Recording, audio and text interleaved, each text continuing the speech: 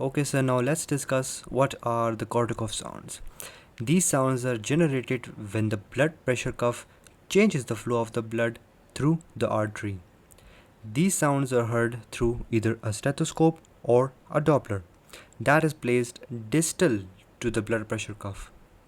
These sounds occur in different phases. Let's discuss them one by one. Now, the first phase is phase 1. This is where the first detectable sound is heard, and it is the systolic sound. And here the systole starts. And it also corresponds to the appearance of a first palpable pulse.